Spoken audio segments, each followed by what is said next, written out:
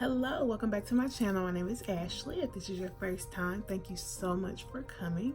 If you are a return viewer, I appreciate you coming back week after week, and the message is amazing. Like, I am going on record saying that I believe this is one of the best messages yet. And it's amazing because it came to me from a dream. I was asleep and I was dreaming, and the only thing I remember in the dream is there was this woman being interviewed. It wasn't me, it was someone else. The interviewer asked her something along the lines of, how are you able to be so successful, or something like that. And it was in whatever she was selling or whatever, and she says, how could I can't remember verbatim, but it was like, how could I know that, let's just use weight loss, how could I know what it's like to lose weight if I've never been big, right? It wasn't that at all, but it was similar to that. But hers was more like, how can I know that there's a need if I've never had one myself, something like that. And so when I woke up, it was like that was in my spirit, and God took her statement in the dream and just led on to something. And I just put into words, how can I know that there was a need if I've never been without? How could I desire to be fed if I've never been hungry? How could I desire to be full if I've never been empty? And I said, your lack is what God will use to bring increase, not only to yourself but to others. And that is so amazing to me, because so often we look at the things we're lacking, we look at the things that may be missing in our lives, or that thorn in our side, or that issue that we're facing, and we look at it as something negative. But in this sense, it's a positive. And that is so helpful for me. That's helpful. It should be helpful to you, because 9 times out of 10, you're going through something right now. Life is not just perfect. It could be something so small, or it could be something that you see as huge.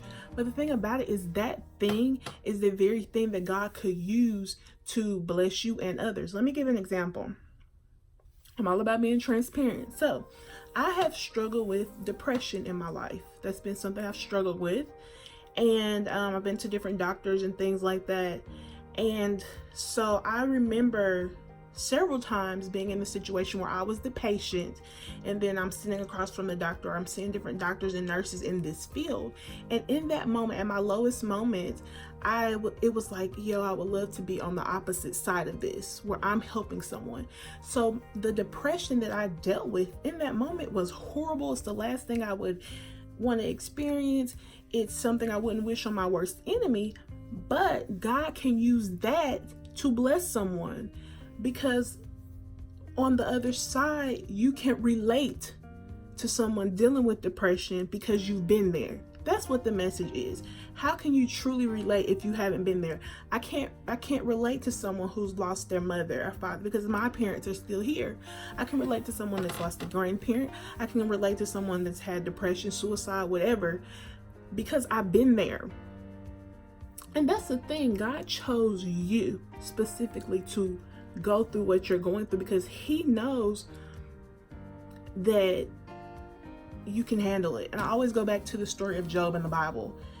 The scripture said, the devil went to God or whatever, and God said, have you considered my servant Job?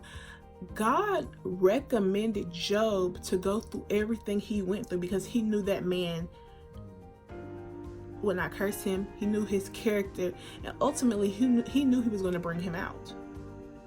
And that's the same way, like, I've shared that with my friend before when she's going through, and myself, like, God chose you and said, have you considered my servant Ashley? Have you considered my servant? And you put your name there because God chose you to go through what you're going through. So there's the scripture. It's coming from 1 Corinthians chapter 26 through 31, but the main scriptures in verse 27, it says, God will take the foolish things of this world to conform the wise. And those verses just talk about how, God doesn't necessarily pick the brightest person. He doesn't pick the most intelligent person. He doesn't pick the person that looks so qualified on paper.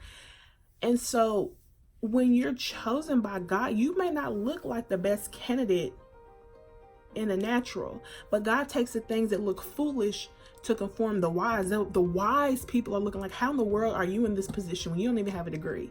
How are you doing so well in life when you came from this background? Because of God. And at the end it says God, so God can get the glory. Okay. Last thing is I'm wearing this camo shirt. It's so appropriate because typically when people wear camo, I guess hunting, they're trying to blend in with the wood so the animals won't see them, right? So often we try to blend in and mask that we have problems or issues. Today I want you to take the mask off, take the camouflage off, and walk in that weakness, because he can and he wants to use that weakness to bring glory to him, because where you're weak, he can take that to elevate you. And people are going to be wondering, how in the world are you in this place? Because of God. All right. I think I had one more note. Oh yeah, do not be ashamed of your weakness. Isaiah 54:4 says, fear not, for you will not be ashamed. Be not confounded, for you'll not be disgraced. For you will forget the shame of your youth, and the reproach of your widowhood you will remember no more. God did not pick you because you were perfect. He picked you because you were broken. And he can take that brokenness to bring the glory to him. God bless you all. Have an amazing day and an amazing week.